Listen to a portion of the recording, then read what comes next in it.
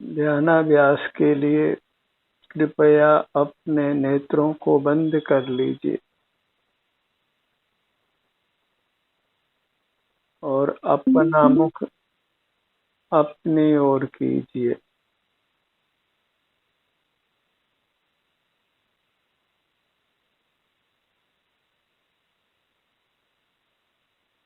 प्राप्त मूर्त शरीर के बराबर आपका अमूर्त शरीर है।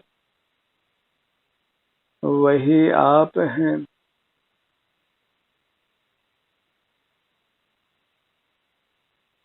मूर्त शरीर के प्राप्त होने से हमें इंद्रियां मिलती हैं, मन मिलता है, मस्तिष्क मिलता है और बाह्य प्रवृत्ति के लिए हाथ पैर मिलते हैं।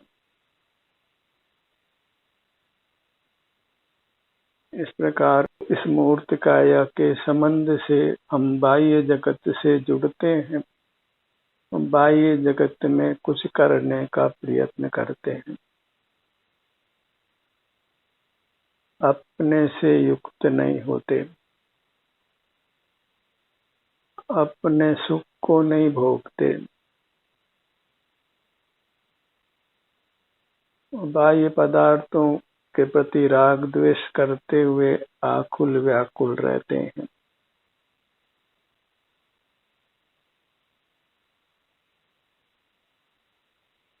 सुख हमारा ही स्वरूप है और वह प्राप्त मूर्त शरीर के बराबर है। बाह्य जगत से दृष्टि हटाकर अंतर्दृष्टि कर अपने सुख को भोगिए।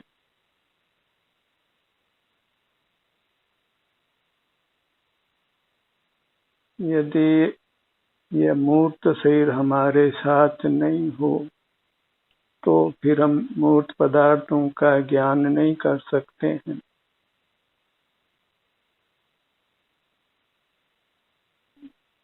मूर्त पदार्थों के साथ कुछ भी प्रवृत्ति नहीं कर सकते हैं, केवल अपना ही अनुभव कर सकते हैं और वही वास्तव में हमारा स्वरूप है। अपने से युक्त होकर उत्तम अविनाशी सुख को भोगते हुए रहना।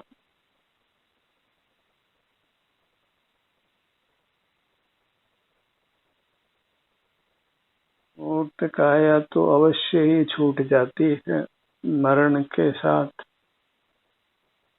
ये मानकर चलिए कि ये मूर्त काया हमारे साथ नहीं है, इंद्रियां नहीं है, मन मस्तिष्क नहीं है, हाथ पैर नहीं है, आप हैं। तब न हम बाह्य जगत को देख जान सकते हैं, न कुछ बाह्य में कुछ प्रवृत्ति ही कर सकते। इन पराधीन कार्यों को छोड़िए, बाह्य जगत को देखना जानना, उनमें कुछ करना और अमूर्त जीव केवल अपने सुख का अनुभव कर सकता है। वही आप कीजिए। सिर से पांव तक इतना सुख है, इसको भोगिए। इंद्रियों के सहाय से जो भी हम बाह्य प्रवृत्ति करते हैं उसको छोड़िए। जब तक हम इंद्रियों का उपयोग करते रहेंगे तब तक निश्चित ही हम मूर्त से बनते रहेंगे और अपने ही उत्तम सुख को नहीं भोग सकेंगे। और अब तक का हमारा दुखद इतिहास है कि हम बाहर से ही जुड़कर जीते रहे हैं, अपनी सुख निधि को हम नहीं भोगते।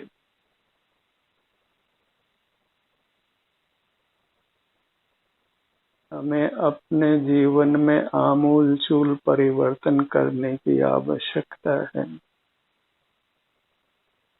हम नेत्रों को बंद करें और बाह्य जगत से संबंध विच्छेद करें। क्योंकि बाह्य जगत हमारा नहीं है, वह अन्य द्रव्यों की दुनिया है।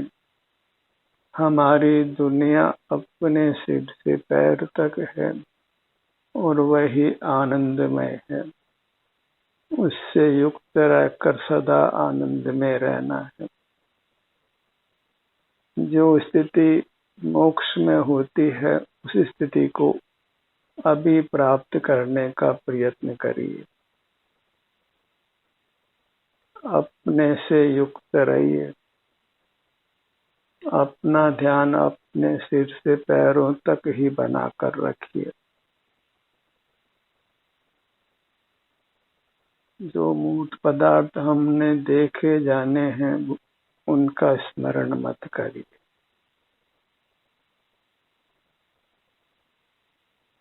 इंद्रिय ज्ञान के निरोध के बिना सुख का मार्ग नहीं बनता है। फिर भले आप कितना ही पुरुषार्थ बाहर में क्यों न करें,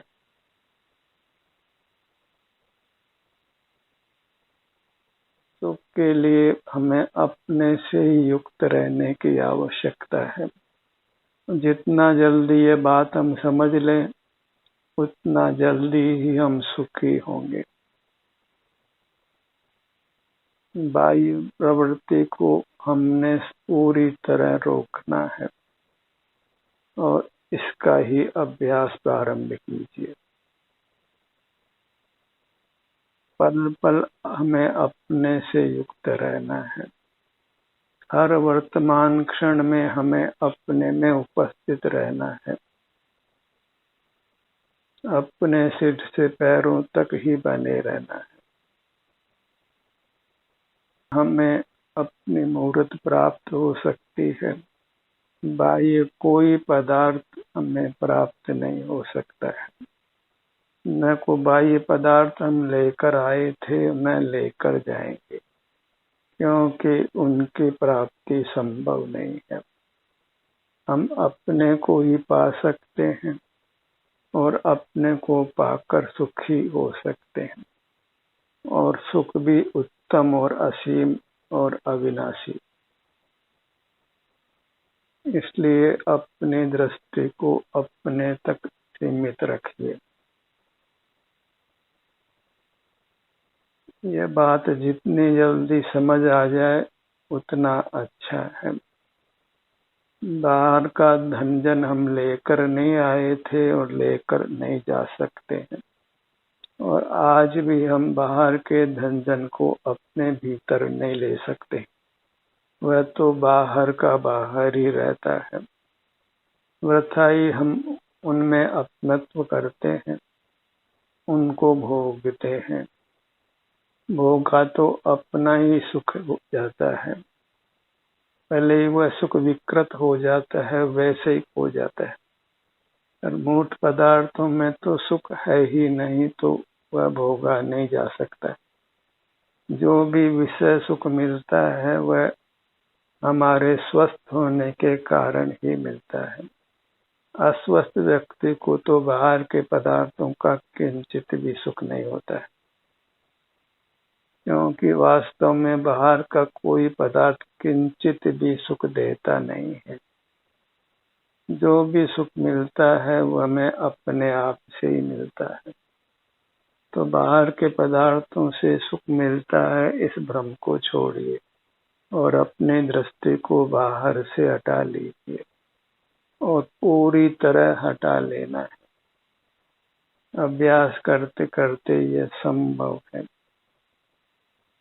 अभ्यास करते करते जीव सतत अंतर्मुख रहता है और मूर्त के संबंध से मुक्त होकर परमात्मा हो जाता है। फिर बाह्य जगत को विषय नहीं करता है, बाह्य जगत से प्रभावित भी नहीं होता है। हम तब तक ही प्रभावित होते हैं जब तक मूर्त काया का संबंध हमारे साथ है। तो मूर्त काया से मुक्त होने पर और नवीन मूर्त काया नहीं प्राप्त करने पर ये अमूर्त जीव अपने सुख में ही निमग्न रहता है। वही परमात्मा दशा है। और सिर से पांव तक यहाँ जो भी सुख की स्थिति है, आराम या वेदना के रूप से, उसी को सतत भोगिए और इस भोग में परम शांति है, क्योंकि आप वीतराग रहते हैं।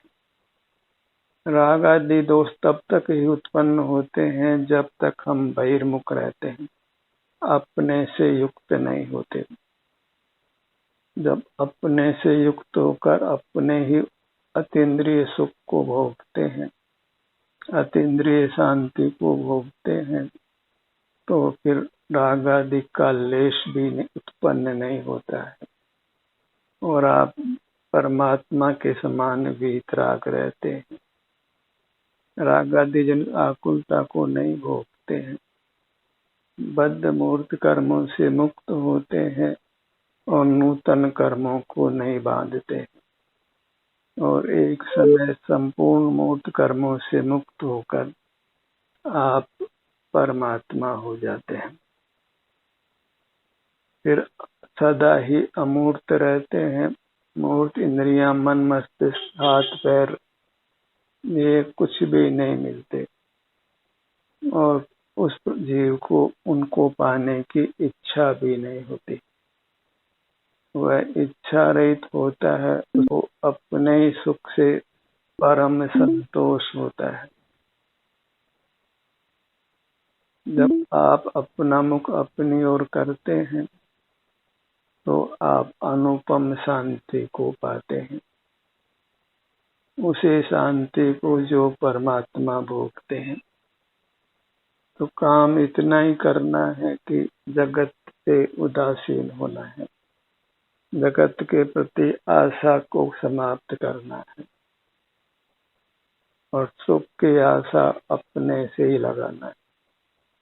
जब तक सुख की आशा पर से होगी तब तक हम पराधीन होंगे, और सुख की आशा जब अपने से ही होगी तो हम स्वाधीन होंगे।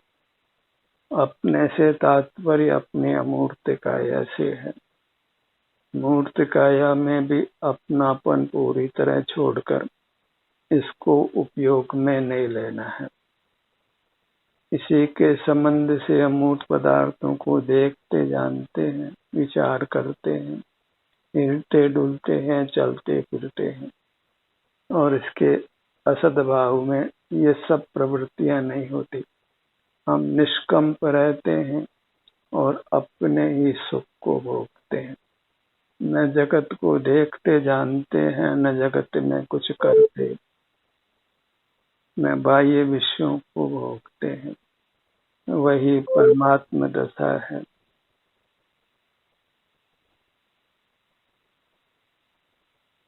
यह एक सैद्धांतिक पक्ष है जिसको हमें अत्यंत मजबूत करना है ताकि हम सतत अंतर्मुख रह सकें। बार बार हमें अंतर्मुख रहने की महत्ता को समझना है और बहिर्मुख रहने के दोष को समझना है। बहिर्मुखता से घोर संसार है जो महाभयावह है, और अंतर्मुख रहने से अपार सुख है और जो अविनाशी है। बाहर की सकल दुनिया के प्रति आशा छोड़िए। जो बाहर में परमात्मा हो गए हैं उनसे भी सुख की आशा छोड़ना है, उनके प्रति भी कोई भाव नहीं करना है, न उनको देखने जानने का, न उनकी भक्ति करने का। सर्व ही संबंध बाह्य जगत से छोड़कर हमें अपने से युक्त रहना है। बहिर्मुखता में कुछ भी अच्छा नहीं है। जो कुछ अच्छा है वह अपने से युक्त रहने में है, और अपने से युक्त रहकर शांति को भोगना वही अंतर्मुखता है, जहाँ केवल जीव अपने सुख को भोगते हुए रहता है और सुख के भोग में कुछ भी विकल्प नहीं होता है। हम अत्यंत निर्विकल्प रहते हैं, वीतराग रहते हैं। वही परमात्मा दशा है जिसको हमने पाना है। तो इसकी गंभीरता को समझकर हमें अपनी मूर्त से ही सतत युक्त रहने का प्रयत्न करना है। बाहर के पदार्थों का लोभ छोड़िए, उनको देखने जानने का, उनको पाने का, उनमें कुछ करने का, उनके साथ सब व्यवहार छोड़ना है। भले हम एक साथ नहीं छोड़ सकें, जितना जितना हम अंतर्मुख होंगे उतना उतना व्यवहार छूटेगा। अन्य प्रकार से व्यवहार छूट भी नहीं सकता है। हमें बहिर्मुखता को छोड़ना है और वह यत्न से ही संभव है। इंद्रिय ज्ञान को बुरा जानना है। भले ही आप आंखों से परमात्मा की मूर्ति को देखते हो, आंखों से शास्त्रों को पढ़ते हो, कानों से शास्त्रों को सुनते हो, पर यह सब बहिर्मुखता रूप है। इनसे संसार ही उत्पन्न होता है, मोक्ष मार्ग नहीं होता। मोक्ष मार्ग केवल अपने से युक्त रहने रूप है, क्योंकि सुख अपने में ही है। अपने से बाहर किसी के पास किंचित भी नहीं है। और कोई बाहर का पदार्थ हमें सुख देने में समर्थ नहीं। न भौतिक जगत, न कोई चेतन जगत, न अन्य परमात्मा ही हमें किंचित भी सुख दे सकते। तो सारे जगत से सुख की आशा छोड़कर अपने से ही सुख की आशा लगाइए। प्रथम तो अपनी मूर्त को पहचानिए। प्राप्त से के बराबर आपकी मूर्त है। भले इसमें संकोच विस्तार होता हो, पर यह नित्य है, ध्रुव है, यह आपका स्वरूप है और यह आनंद घन है। इसी से युक्त रहने से हमें आनंद का अनुभव होना है। ये नित्य वस्तु ही हमारे सुखी जीवन का प्राण है, हमारा धन है, हमारा अस्तित्व है, जिसे हमें एक क्षण को भी भूलना नहीं है। एक क्षण के लिए भी इससे विमुख नहीं रहना है। सार में सार पदार्थ अपनी मूर्त है, जो नित्य है, ध्रुव है, अविनाशी है, परमात्मा रूप है। वही मंगल है, उत्तम है, शरणभूत है। मैं आनंद स्वरूप हूँ, अविनाशी हूँ और नित्य हूँ। सदा रहने वाला एक अमर तत्व हूँ। मरने की बात कही जाती है, वह वास्तव में कथन मात्र है। औरों के लिए भले ही हम मर जाते हैं, पर अपने लिए तो हम सदा ही जीते हैं। बस संयोग बदलते हैं, हम वास्तव में मरते नहीं हैं। जीव सदा ही जीता है। जीव कहते ही उसको है जो जीता है। जो मरता है वह जीव ही नहीं है। पुद्गल ही बिछुड़ते हैं और जुड़ जाते हैं, तो पुद्गलों का भले ही मरण कहो। इस मूर्त काया जो प्राप्त है, इसका मरण भले ही कहो। हमारा आपका मरण कभी नहीं होता, होना संभव ही नहीं है। भले ही कोई आत्महत्या करे या आयु पूरी पाकर मरे, पर जीव मर ही नहीं सकता है। तो मरने का भय छोड़ना है और जीने का कभी अभाव नहीं होता है, इसलिए जीने की इच्छा करना नहीं। तो जीना तो बने ही रहना है। एक क्षण के लिए भी जीना बंद नहीं होता, इसलिए जो जीना बना ही रहता है तो जीने की इच्छा क्यों करना है, क्योंकि जीने का अभाव ही नहीं होता। और मरण नहीं होता है तो मरण का भय नहीं करना है, क्योंकि मैं एक नित्य तत्व हूँ, शाश्वत तत्व हूँ, ध्रुव तत्व हूँ और स्वभाव से आनंद घन हूँ, ठोस हूँ, आनंदी आनंदी, जहाँ वास्तव में किसी का प्रवेश नहीं है। हम इंद्रिय द्वार से बहिर्मुख होकर ही अपने भीतर मूर्त को आमंत्रित करते हैं, मूर्त से बंधते हैं। कोई मूर्त की प्राप्ति भले ही आप कहो, हम तो मूर्त से बंधते हैं। प्राप्ति तो परद्रव्य की कभी हो सकती ही नहीं। भले ही आप कितना ही धन अर्जित करो, कितना ही परिवार आपका हो, प्राप्ति तो अणु मात्र की आपको नहीं हो सकती। स्वयं को स्वयं की ही प्राप्ति हो सकती है।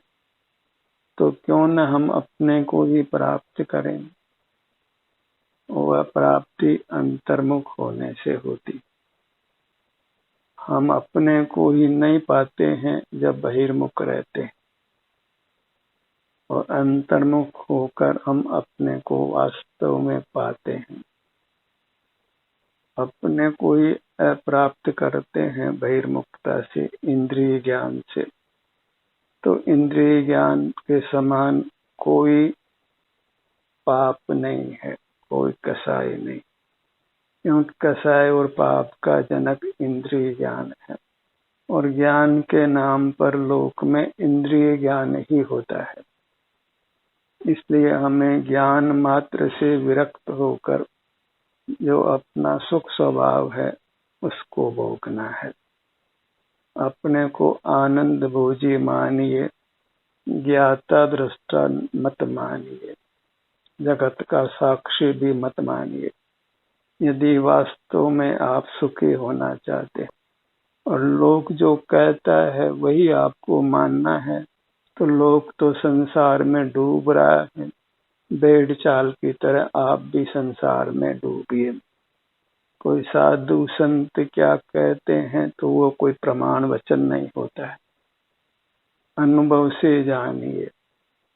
अनुभव ये कहता है कि हम अपने से युक्त होकर ही सुखी होते हैं, अपने को पाकर ही सुखी होते हैं। जगत को देख जानकर हम दुखी ही रहते हैं। आज तक अनादि से जगत को देख जान ही रहे और दुखों में ही पड़े हुए हैं। कोई न कोई दुख लगा ही रहता है। कदाचित सुख रहता है स्वास्थ्य के कारण से, वह भी 4 दिन की चांदनी जैसा है। जन्मते ही बच्चा रोगी हो जाता है, सुख की क्या बात करना। जवान भी अस्वस्थ देखे जाते हैं और अल्पायु में मरते देखे जाते हैं। तो इस संसार में बहिर्मुखता में बाह्य पदार्थों का ज्ञान करते हुए रहने में सुख कदापि नहीं है, दुख ही है। और जब आप अपने को आनंद भोजी मानकर अपने आनंद को भोगते हैं तो फिर आप स्वस्थ रहते हैं, सुखी रहते हैं। वहाँ जगत का कुछ भी ज्ञान आप नहीं करते हैं। अपने मूर्त को भी कोई देखते जानते नहीं है, बस अपने मूर्त के सुख को भोगते हैं,